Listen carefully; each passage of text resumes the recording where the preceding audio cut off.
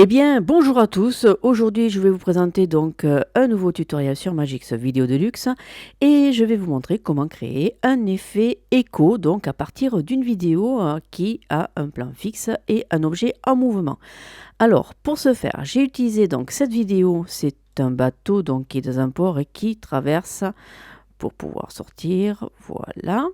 Donc, pour commencer, je vais tout simplement prendre une frame, donc ce qui veut dire que je vais me repérer à un certain point pour donner après l'effet final. Donc ici, je prends donc ce bâtiment qui est derrière et je vais mettre donc ici, donc je vais prendre la photo de tout ça ensemble et je me repère par rapport à ce bâtiment puisqu'après je vais couper dans la vidéo un petit peu plus loin pour que l'effet puisse être vraiment sympathique. Voilà.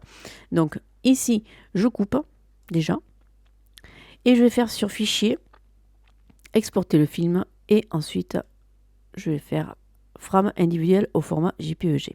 Voilà. Donc je l'ai mis donc dans un dossier spécifique. Voilà. Je fais OK. Maintenant je vais le supprimer et à partir de là je vais aller le récupérer donc dans le fichier. Voilà. Et ici donc je vais la réutiliser et la remettre sur la piste 1. Voilà, donc là vous voyez, il n'y a pas de mouvement, c'est bien la capture donc, de la vidéo, donc une frame individuelle qu'on appelle, voilà dans Magix. Alors maintenant, on n'a pas besoin de tout ça puis ça se met automatiquement à 7 secondes, donc je vais le réduire, je vais le mettre à 1 seconde et demie, comme ceci. Si vous voulez voir un peu plus de secondes, enfin de demi-secondes, eh bien je vous propose de ici mettez à, voilà, comme ça, à 1 seconde. Comme ça, vous allez pouvoir mieux vous... voilà, c'est 1 seconde 10. Voilà, ben, je vais mettre ici 1 seconde 15. Voilà. Donc, à partir de là, eh bien, on va aller juste reculer un petit peu. On va... Donc, comme je vous ai expliqué tout à l'heure, je me suis repéré par rapport à ce bâtiment. Donc, on voit que la proue de devant, eh bien, elle se trouve juste là, juste à la pointe. Donc, je vais essayer de faire en sorte que l'arrière du bateau arrive à peu près au même niveau. Voilà, donc le coin de l'arrière du bateau. Donc là, ici, je vais couper. Je vais couper cette partie-là. Et du coup, eh bien, je vais pouvoir tout simplement faire un petit fondu, donc une superposition. Donc si je fais lecture, on voit donc l'effet. Alors, je dis pas que c'est un écho, mais c'est...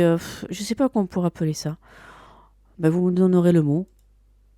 Si le cœur vous en dit, dans les commentaires. Donc, hop, maintenant, je vais vous montrer une autre possibilité pour donner un effet plus sympathique donc, dans ce mouvement.